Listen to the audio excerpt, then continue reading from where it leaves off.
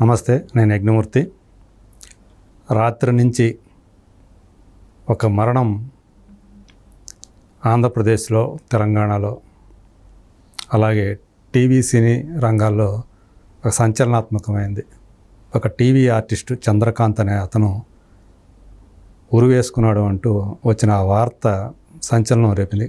కారణం, దీనికి 4 రోజుల క్రితం అతను అనుబంధంలో ఉన్నటువంటి మరో సీరియల్ ఆర్టిస్టు యాక్సిడెంట్లో వాళ్ళిద్దరూ కారులో ప్రయాణిస్తుండగా మహబూబ్ నగర్ దగ్గర ఆమె మృతి చెందడం, ఆ మృతిని తట్టుకోలేక ఇతను చనిపోయాడు అంటూ వార్తలు రావటం,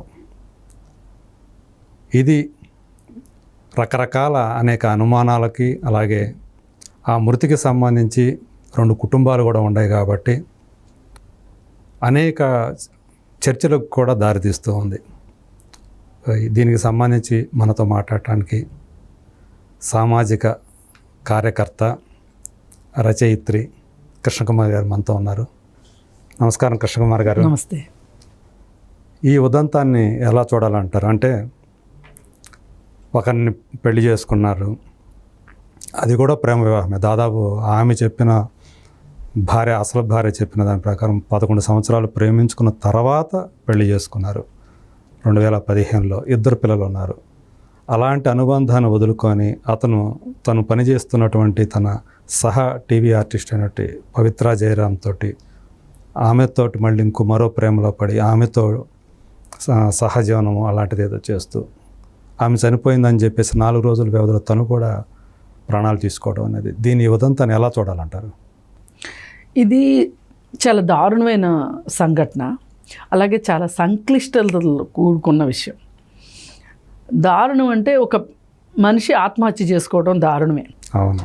ఆత్మహత్యకి దారి తీసిన పరిస్థితులు ఎంత దారుణంగా లేకపోతే ఆ వ్యక్తి ఆత్మహత్య చేసుకుంటాడు. ఎవరికైనా ఆఖరి క్షణం వరకు ఊపిరి పీల్చుకోవాలని ఉంటుంది. ఇది అసంకల్పితంగా జరిగిపోయే చర్యలు. ఇప్పుడు మనం ఊపిరి తీసుకుంటున్నామని మనకు తెలియదు, కానీ తీసుకుంటానే ఉంటాం. అది అది అలా ఇన్బిల్ట్ అయిపోయిన వ్యవహారం. మరి అలాంటిది ప్రాణం కూడా అలాంటిది. ప్రాణాన్ని ప్రేమించింది ఎవరు? ఇష్టపడింది ఎవరు? కానీ కొంతమంది ఏదో ఒక బలహీన క్షణంలోనూ, అలాగే ఒక మానసిక సంఘర్షణలోనూ వాళ్ళకి ఇంకేమీ దారి కనిపించినప్పుడు వాళ్ళు తీసుకునే నిర్ణయమే ఆత్మహత్య నిర్ణయం. మరి ఈ చందు ఆత్మహత్య చేసుకోవడానికి కారణాలను గనక మనం విశ్లేషిస్తే, ఇతను ఎవరి వల్ల అయినా ఇలా చేసుకున్నాడా, లేదంటే ఇది ఒక స్వయంకృత అపరాధమా అని గనక మనం విశ్లేషించుకుంటే, మొత్తం ఈ సినారియో మొత్తం చూసిన తర్వాత వాళ్ళ భార్య చెప్పిన మాటలు, వాళ్ళ పిల్లలు చెప్పిన మాటలు, అలాగే అతను బతికుండగా మాట్లాడిన కొన్ని మాటలు, ఇవన్నీ చూసుకుంటే గనక ఖచ్చితంగా ఇది స్వయంకృత అపరాధమే. ఈ రెండో మాటే లేదు. స్వయం ప్రేరితం కూడా. స్వయం ప్రేరితం, స్వయంకృతం ఇది. అదే. ఎవ్వరూ అతన్ని ఏమీ చేసింది లేదు. ఇక్కడ పవిత్ర జయకుమార్ని నిందించడానికి లేదు, భార్యను నిందించడానికి లేదు, ఎవరిని నిందించేది లేదు. తానుగా చేసుకున్న తన ఆత్మహత్యకి తనే సోపానాలు వేసుకున్నాడు. ఇది ఏమన్నా వ్యాపారాల్లో నష్టపోయాడా, లేదు మనుషులు చేసిన మోసమా, లేదా స్నేహితులు చేసిన మోసమా, లేకపోతే ఆర్థిక ఇబ్బందులు తట్టుకోలేక చేసుకున్నదా, లేదు అంటే ఆఫీసు గొడవల్లో అట్లాంటి వాటిల్లో ఏమైనా చేసుకున్నదా, మరి సొంత భార్య ఎవరైనా అంత తీవ్రంగా బాధ పెట్టారా? మరి పైగా ఈ 4 సంవత్సరాల నుంచి పవిత్ర జయకుమార్ తోటి అతను సహజీవనం చేస్తున్న సందర్భంలో భార్య అతన్ని టార్చర్ పెట్టింది అనుకుంటే, పవిత్ర జయకుమార్ చనిపోకముందు కూడా అతను చనిపోయి ఉండాలి. అతని భార్య టార్చర్ ఏమన్నా ఉందా అనుకుంటే అప్పుడైనా చనిపోయి ఉండాలి. ఇప్పుడు దాకా ఆగక్కర్లేదు కదా. అంటే ఇలా ఎలా చూసినా కానీ 2 ఆడవాళ్ళ మధ్య, 2 కుటుంబాల మధ్య 2 పిల్లలు, పవిత్ర జయకుమార్కి ఇంకో 2 పిల్లలు ఉన్నారు. వాళ్ళ మీద ఇది పెద్ద ఎఫెక్ట్, ఇతని చావు వాళ్ళ మీద ఎఫెక్ట్ చూపించే అవకాశం లేదు. కానీ మరి ఈ పరిస్థితుల్లో ఇతను చనిపోవడము అనేది ఎవరికి నష్టం? అని చూసుకుంటే గనక భార్యకి పిల్లలకి నష్టం. అవును. అలాగే ఇంకో 40 ఏళ్ళు ఇంకొక 50 ఏళ్ళు బతికే బతుకుండగా అర్ధంతరంగా జీవితాన్ని నాశనం చేసుకున్నందుకు, అంటే అంతం చేసుకున్నందుకు అతనికి నష్టం.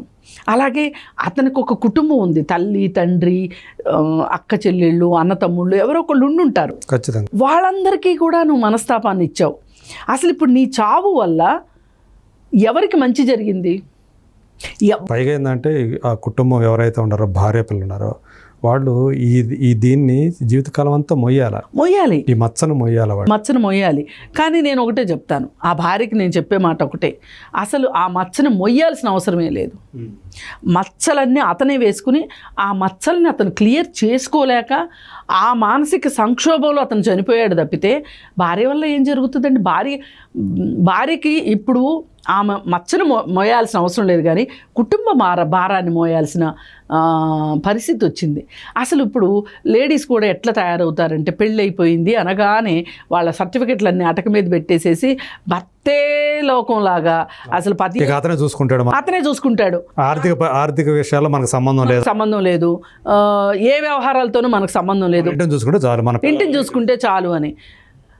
మరి ఇలా చేస్తే ఈ రోజు నడి సముద్రంలో వదిలిపెట్టేసేసి చందు తన దారి తాను చూసుకుంటే, ఒకసారి ఇది రెండోసారి జరగటం ఆ అమ్మాయి జీవితంలో. ఒకసారి ఎప్పుడైతే పవిత్ర జయకుమార్తో ఉండటం మొదలెట్టినప్పుడే ఆ అమ్మాయిని ఒకసారి నట్టేట్లో ముంచాడు. ఇది రెండోసారి మళ్ళీ నట్టేట్లో ముంచటం. ఈసారి ఏంటి అంటే, ఏమైనా అంతకుముందు ఆర్థిక వ్యవహారాల్లో ఏమన్నా చేదోడు వాదోడుగా ఉన్నాడేమో, ఇప్పుడు అది కూడా చేసే పరిస్థితి లేకోకుండా ఈమెను అర్ధంతరంగా వదిలిపెట్టి వెళ్ళాడు. మరి అసలు చందు ఇలా ఎందుకున్నాడు అనేదే ఇప్పుడు మన పెద్ద ప్రశ్న. చందు ఇలా ఎందుకు? ఒక చందు కాదు, ఇలాంటి చందు చాలా మంది ఉన్నారు సమాజంలో, చాలా మంది ఉన్నారు. వాళ్ళ మనోవికారాలకి, వాళ్ళ మనస్తత్వంలో ఉన్న లోపాలకి, వాళ్ళ వ్యక్తిత్వ లోపాలకి వాళ్ళ చుట్టూ ఉన్న వాళ్ళందరూ బలైపోవాల్సి వస్తుంది. అంటే ఇంకొకటి ఇక్కడ ఒక విషయం పరిశీలనలోకి వస్తుంది, చర్చకి వస్తూ ఉంది. ఎక్కువగా అంటే టీవీ సీరియల్స్లో నటించే నటీనటులు కానీ, వాళ్ళు అక్కడ టెక్నీషియన్స్ అనుకుందాం, అక్కడ పనిచేసే వాళ్ళు ఏంటంటే కొన్ని నెలల పాటో లేదా కొన్ని సంవత్సరాల పాటో కలిసి పనిచేస్తున్నందువల్ల ఇలాంటి మనోవికారాలకో లేకపోతే ఆకర్షణలకో, తాత్కాలిక ఆకర్షణలకో లోనయ్యే ఎక్కువ అవుతున్నాయి. అంటే సినిమా రంగంతో పోలిస్తే, సినిమా ఏంటంటే ఒక 3-4 నెలలతో అయిపోతుంది ఆ సినిమా, మళ్ళీ ఇంకో దాంట్లోకి వెళ్ళిపోతారు. వేరే సీరియల్స్కి వచ్చేటప్పటికి ఇవి కొన్ని సంవత్సరాల తరబడి నడుస్తూనే ఉంటాయి. మనకు తెలుసు 1000 ఎపిసోడ్ల పాటు కూడా నడిచినటువంటి సీరియల్స్ ఉన్నాయి.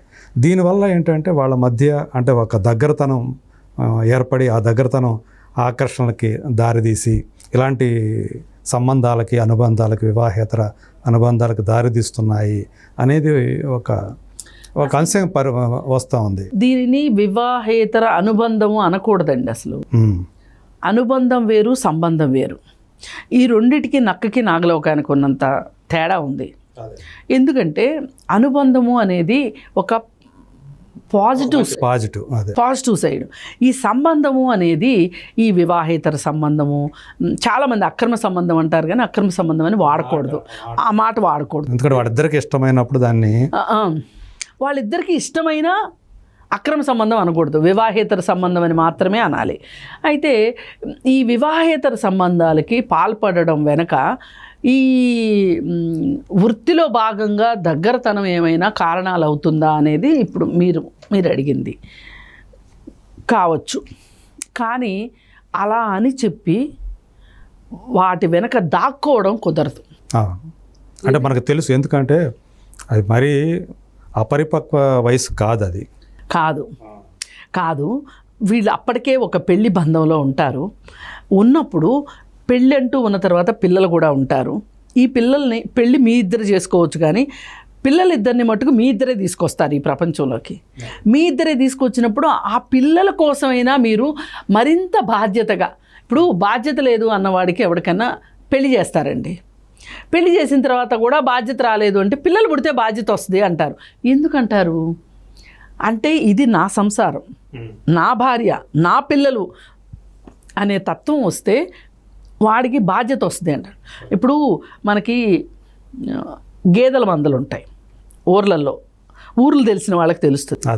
ఒకటి ఇష్టం వచ్చినట్టు పరిగెడతా ఉంటుంది, ఆ పశువుల కాపరికి అందదు, అటు ఇటు పారిపోతూ ఉంటుంది. అందుకని దానికి ఏం చేస్తారంటే దానికి ఒక పెద్ద మెడకు ఒక దూలం కడతారు, అది గబగబా పరిగెట్టలేదు. అవును.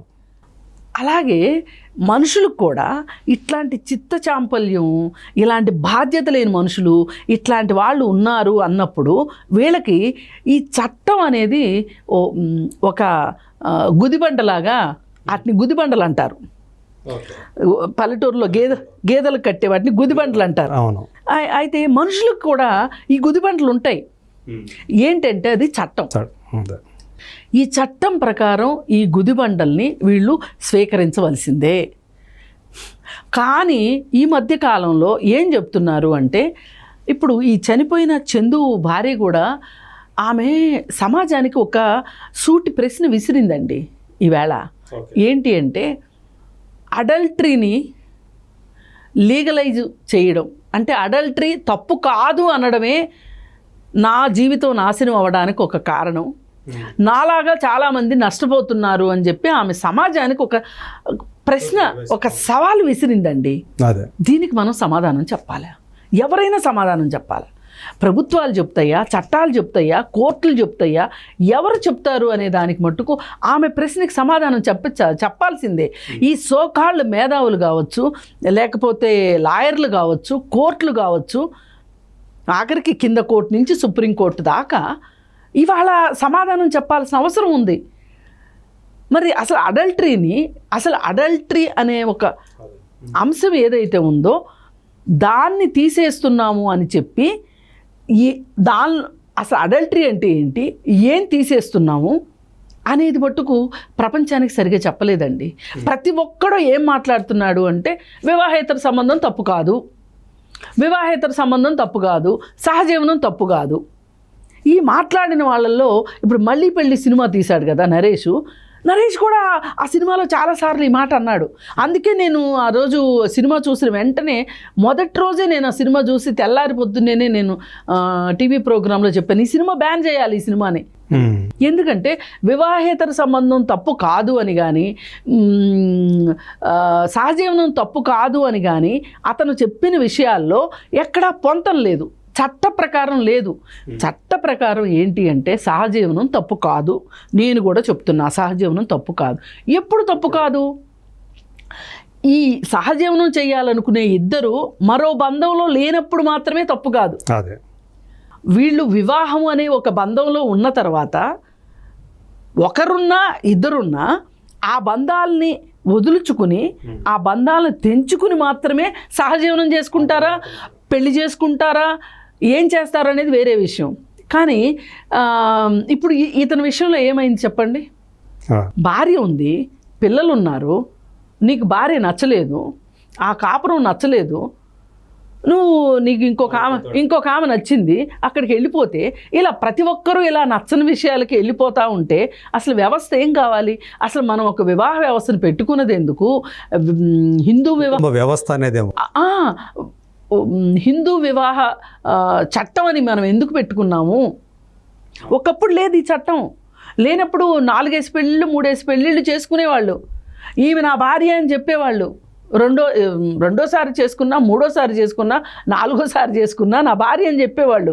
దాన్ని మొదటి భార్య ప్రశ్నించడానికి వీలుండేది కాదు.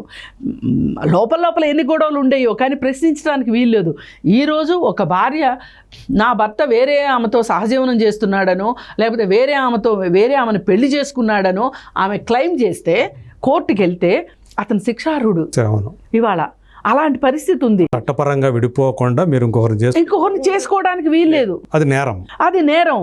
కానీ కొంతమంది డబ్బులున్న వాళ్ళు, చట్టాలని తమకిష్టంగా మార్చుకోగలిగిన వాళ్ళు, పోలీస్ వ్యవస్థను చేతిలో పెట్టుకోగలిగిన వాళ్ళు, కోర్టుల్ని మాయ చేయగలిగిన వాళ్ళు, వీళ్ళు ఏం చేస్తున్నారు? ఇవాళ బయటేమో ఆహా ఓహో అని చెప్తున్నారు, మేమిద్దరం కలిసి ఉంటున్నామని చెప్తున్నారు. కానీ కోర్టు దగ్గరికి వెళ్ళేసరికి కోర్టు ఒప్పుకోదు కాబట్టి అబ్బెబ్బే అలాంటిది ఏమీ లేదు అని మాట్లాడుతున్నారు.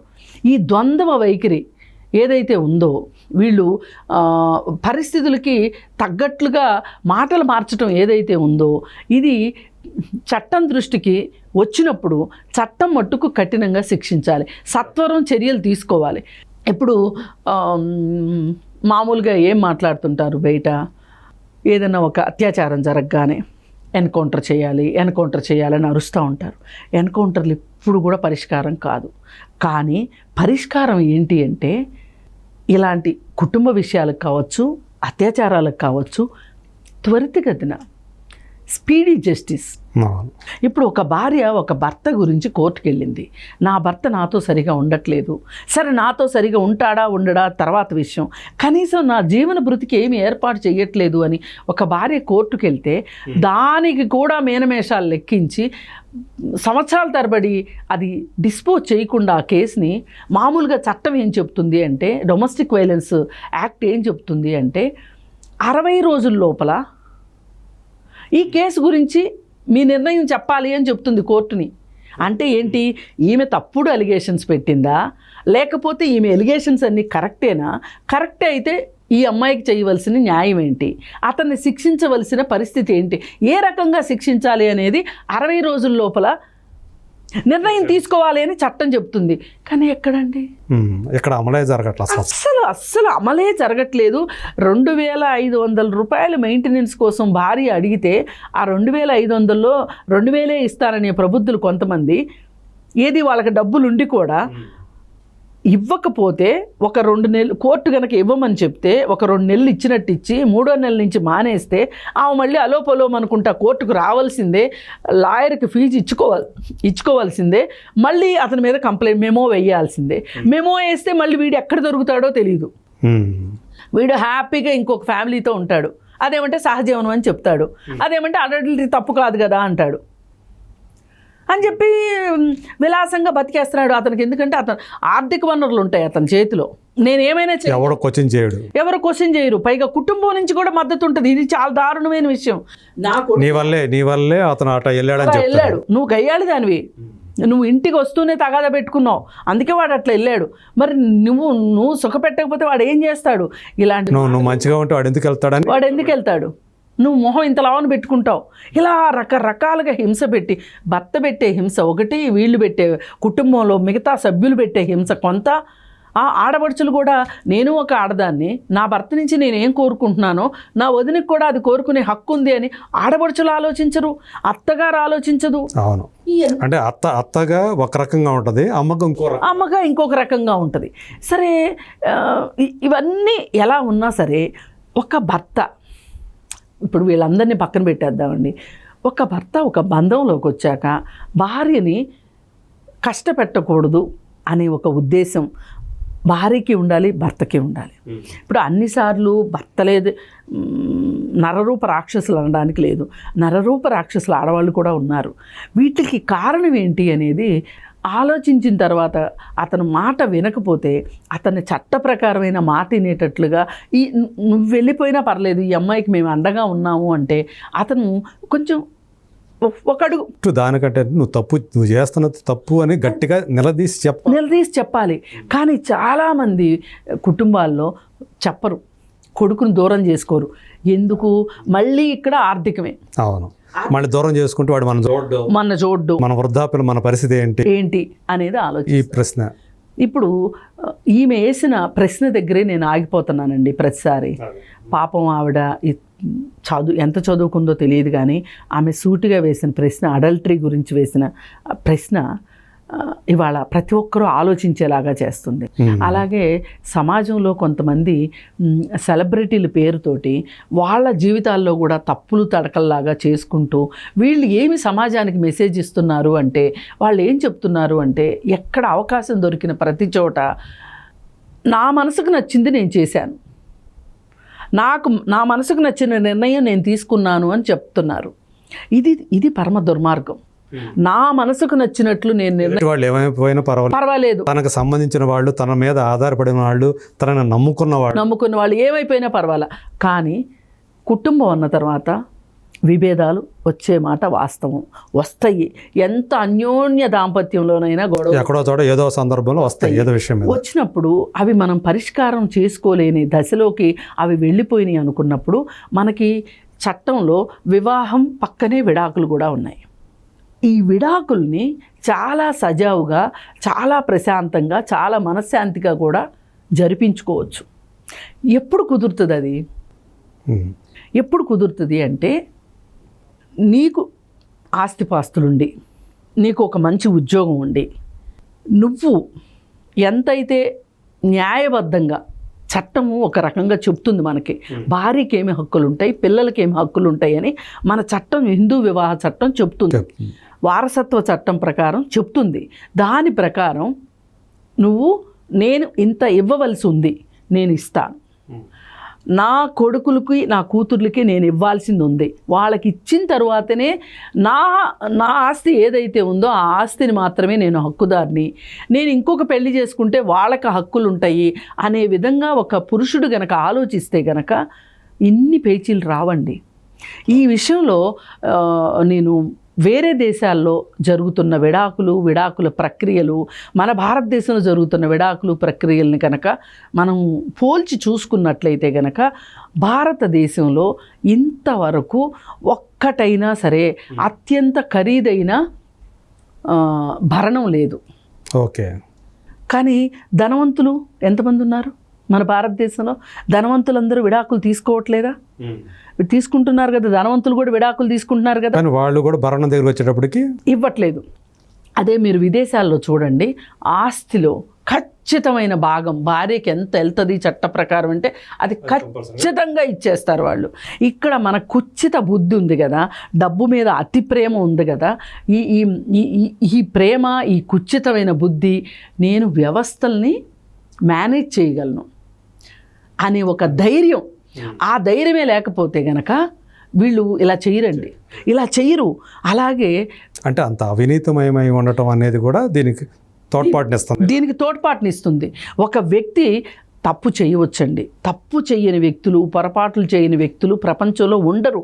అలా ఉన్నారు అంటే వాళ్ళు కదలకుండా ఒకే చోట కూర్చొని ఏమీ చేయకుండా ఉన్నట్లు లెక్క. బెర్నాడ్ షా చెప్తారు, అసలు ఒక వ్యక్తి తప్పే చేయలేదంటే అతను ఏమీ చేయలేదని అర్థం అని. అలా తప్పు చేయకుండా మనుషులు ఎవరు ఉంటారండి? మీరు చేయరా, నేను చేయనా? కానీ ఏ పరిస్థితిలోనైనా మనం చేస్తుంది తప్పు అని అర్థమైన మరుక్షణం ఎవరైతే యూటర్న్ తీసుకుంటారో పూర్తి టర్న్ తీసుకోవాలి, కరెక్షన్ చేసుకోవాలి. ఇప్పుడు స్వీయ నియంత్రణ లేనివాడే తప్పులు చేస్తాడండి. ఈ స్వీయ నియంత్రణ లేకుండా తప్పులు చేసి కూడా నువ్వు వెనకడుగు వేయగలిగితే గనక అద్భుతం అది. నువ్వు ఆ పని చేస్తే ఇన్ని గొడవలు ఉండవు. ఇప్పుడు ఈ చందునే చూడండి, ఈ చందు మనస్తత్వం కొంచెం విపరీత మనస్తత్వం. భార్య కూడా చెప్తుంది ఎవరి మాట వినడు అని. ఈ చందు ఇతనికి ఒక ప్రవర్తనాపరమైన అవలక్షణాలు ఉన్నాయి అతనికి. అతి కోపము, అతి ద్వేషము, అతి ఇష్టము, అతి ప్రేమ, ఇవన్నీ ఏదైనా సరే 2 డైరెక్షన్స్లో అతే ఉంటుంది. ఓకే. మామూలుగా ఉండడు అతను, అంతా అతే. ఆ అతితోనే ఆ అమ్మాయిని వెంటపడి మొదటి భార్యని, ఆమెని శిల్పాని పెళ్లి చేసుకున్నాడు. అంటే కొన్నాళ్ళు సహజీవనంలో ఉండి తర్వాత పెళ్లి చేసుకున్నాడు. అక్కడ కూడా ఒక విపరీతమే, అది కూడా విపరీత మనస్తత్వం ఉంది. అది ఆ మనస్తత్వం ఉంది కాబట్టి అతను పవిత్ర జయరామ్ని ఇష్టపడ్డాడు. పవిత్ర జయరామ్ని ఇష్టపడి ఆమెతో సహజీవనం చేస్తున్నాడు. ఇతను చాలా బాధపడుతున్నాడు. ఆవిడ మృతికి సంబంధించి అని వార్త చూడగానే నేనేమనుకున్నానంటే అతనికి ఇంకొక పెళ్ళి లేదేమో, పిల్లలు ఇంకో బంధంలో అతను లేడేమో, ఏదైతే తప్పే ఉంది ఆమెకి భర్తకి నా లైఫ్ ఆమె నా ప్రాణం అని చెప్తున్నాడు కదా. ఇప్పుడు ఆమె ఒక విడాకులు ఇచ్చిన మహిళ అని చెప్పి వస్తుంది వార్తలు. పిల్లలు ఉన్నారు, అయితే కూడా ఇతను ఆమెను ఇష్టపడ్డాడు, ఆమెతో సహజీవనం చేస్తున్నాడు అంటే నాకు కొంచెం గొప్పగానే అనిపించింది. కానీ వయసులో ఆమె కొంచెం పెద్దది ఇతని కన్నా, అయినా కానీ అతను ఇష్టపడి వాళ్ళిద్దరూ కలిసి ఉంటున్నారు అనేది నాకు కొంచెం మంచిగానే అనిపించింది. కానీ ఎప్పుడు మంచిగా అనిపిస్తుంది? అతను ఇంకొక బంధంలో లేనప్పుడు. ఈ బంధంలో ఉండి అటు వెళ్ళాడు కాబట్టి అతనిది విపరీత మనస్తత్వం. పైగా అతను ఒక సైకోలాగా బిహేవ్ చేస్తాడని మనకు అర్థమవుతుంది. ఏంటి, బాగా తాగుతాడని, ఇంటికొచ్చి కూడా తాగుతూ కుటుంబ సభ్యుల ముందు ఆమెతో వీడియో కాల్ మాట్లాడతాడని. ఇదంతా ఒక మానసిక హింస అండి ఆ భార్యకి. అసలు నేను అంటాను, ఇంత హింసించే భర్తతోటి ఉండొద్దు. మనం ఎందుకు మన వ్యక్తిత్వాన్ని చంపుకుని ఇలాంటి భర్తలతో ఉండాలి? కానీ చాలామంది భార్యలు ఆలోచించేదంటే పిల్లలు ఉన్నారు, అవును, పిల్లలకి పిల్లల దగ్గరకు వచ్చేటప్పటికి ఆగిపోతారు, తమను తాము శిక్షించుకోవడానికి సిద్ధమైపోతారు. ఈ పిల్లలకు తండ్రి ఎట్లా, నేను పిల్లలకు తండ్రిని లేకుండా చేయడం ఏంటి? రేపు సమాజం ఎలా, రేపు మన పిల్లల్ని సమాజం ఎలా చూస్తుంది? కానీ వీళ్ళు అనుకుంటారు, అంటే వాళ్ళకున్న పరిమిత జ్ఞానంలో వాళ్ళు అలా అనుకోవడంలో తప్పు లేదు. కానీ ఇలాంటి హింస, కుటుంబ హింసల మధ్య పెరిగే పిల్లలు కూడా ఆరోగ్యకరంగా ఏం పెరగరు, మానసిక ఆరోగ్యం వాళ్ళకు కూడా ఏమీ బాగుండదు. మనం ఎన్నో ఎగ్జాంపుల్స్ చూసాం. పదే పదే ఒకే ఫ్యామిలీ గురించి మాట్లాడడం కూడా కరెక్ట్ కాదు. కానీ చాలా ఫ్యామిలీల్లో, ఇవాళ సెలబ్రిటీ ఫ్యామిలీల్లో చూస్తున్న వ్యవహారాలన్నీ చూస్తూ ఉంటే ఈ డబ్బు తాలూకు ఉన్న సంబంధాలు వాటి వికృత రూపాలకి వాళ్ళ పిల్లలు బలవుతున్న వాళ్ళు చాలామంది ఉన్నారు. మరి అందుకే ఎవరైనా ఆలోచించాల్సింది ఏంటి అంటే, విడాకులు అనేది మన జీవితంలో ఒక భాగం మాత్రమే. పెళ్ళి ఒక భాగం ఎట్లాగో విడాకులు కూడా ఒక భాగం. ఆ భాగంగా చూడండి మీరు.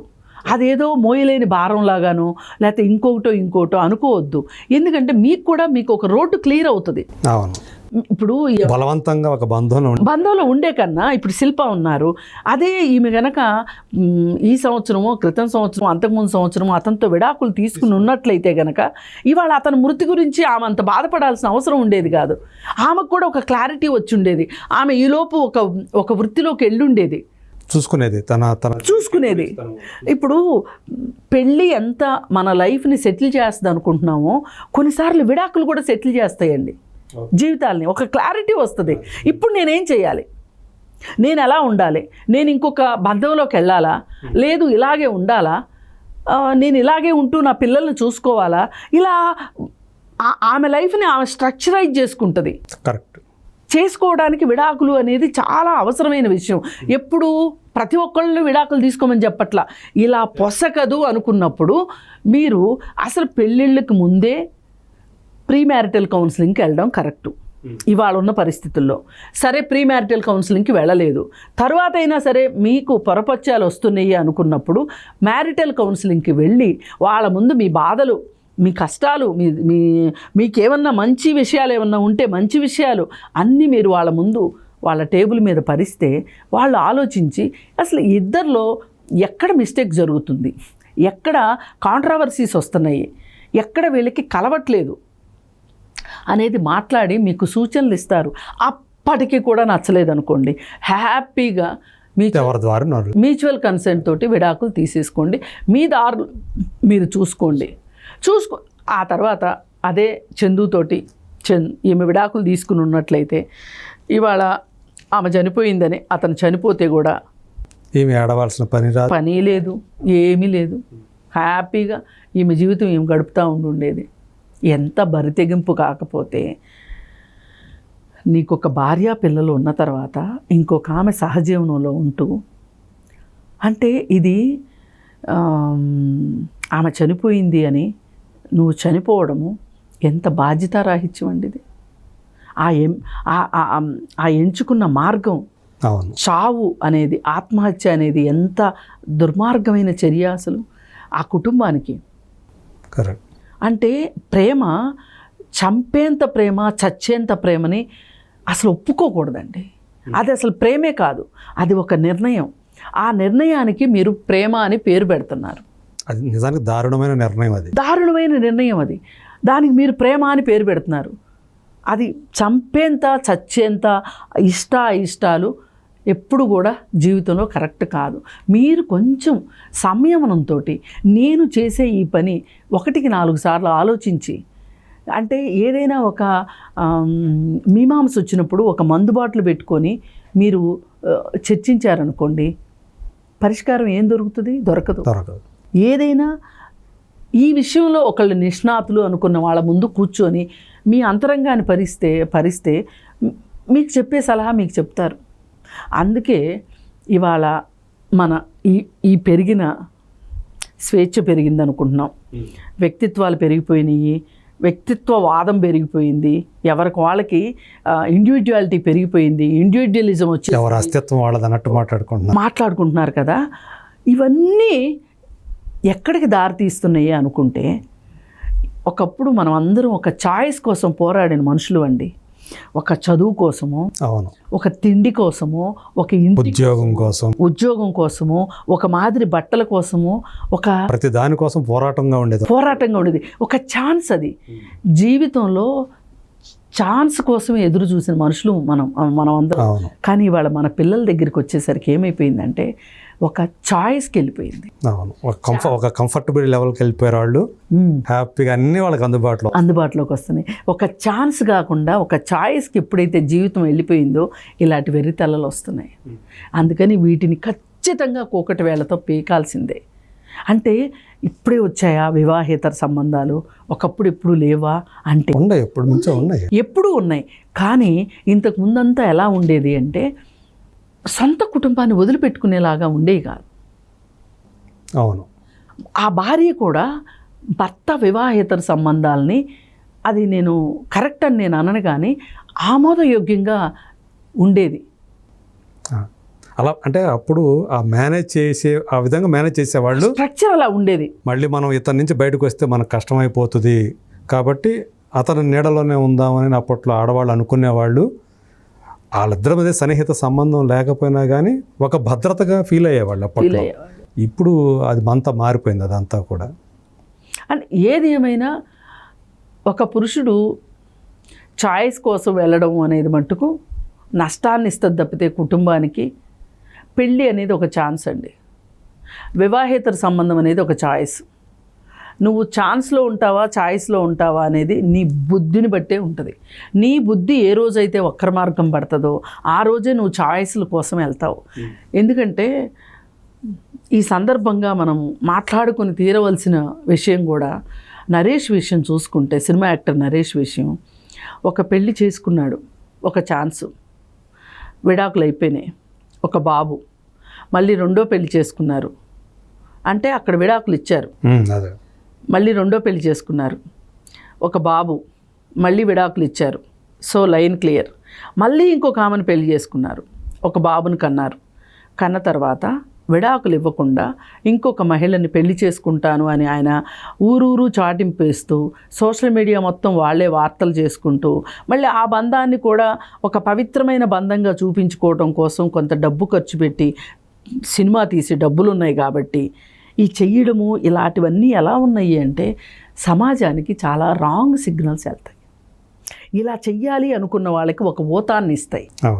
కానీ ఇది కరెక్ట్ కాదు అనే ఒక కౌంటర్ మట్టుకు సమాజంలో రావాల్సిన అవసరం ఉంది. అంటే ఒక సోషల్ యాక్టివిస్ట్గా అంటే సమాజం అనేది అంటే తప్పుడు వైపు కాకుండా ఒక సక్రమమైన మార్గంలో సవ్యమైన మార్గంలో ఉండాలి. ఇలాంటి వాటిని సవ్యమైన మార్గంలో ఉండాలండి ఖచ్చితంగా. ఎందుకంటే అపసవ్యంగా వెళ్తూ ఉంటే ఎన్ని యాక్సిడెంట్లు అండి. ఇప్పుడు మనకు తెలుసు, మనకొక బాగా ట్రాఫిక్ ఉంది అన్నప్పుడు ఒక ట్రాఫిక్ కంట్రోలర్ ఉంటాడు. ఒక్క 5 నిమిషాలు ట్రాఫిక్ కంట్రోలర్ లేకపోతే అంతే ఎంత ధ్వంసం అయిపోతుంది. అంతే ఇది కూడా అదే. అందుకోసం ఏంటంటే మనము అడల్టరీ చట్టాన్ని అడ్డం పెట్టుకునో లేకపోతే సహజీవనం చేయటం తప్పు కాదనో వివాహేతర సంబంధం తప్పు కాదనో అనుకుని మనం మన జీవితాలను నాశనం చేసుకోవద్దు అని చెప్పడానికి చందుది ఒక తాజా ఉదాహరణ. ఏది ఏమైనప్పటికీ అతని భార్య అతని పిల్లలు ఎవరైతే ఉన్నారో వాళ్ళు మట్టుకు వాళ్ళకి ఒక స్వాంతనగా మట్టుకు మనం వాళ్ళకి ధైర్యాన్ని ఇవ్వాలని మట్టుకు కోరుకుంటాం. అవును, సామాజిక పరంగా ఒక ధైర్యం ఇవ్వాలి, ఖచ్చితంగా ఇవ్వాలి. థ్యాంక్ యూ అండి. Thank you so much Krishna Kumar గారు. Thank you.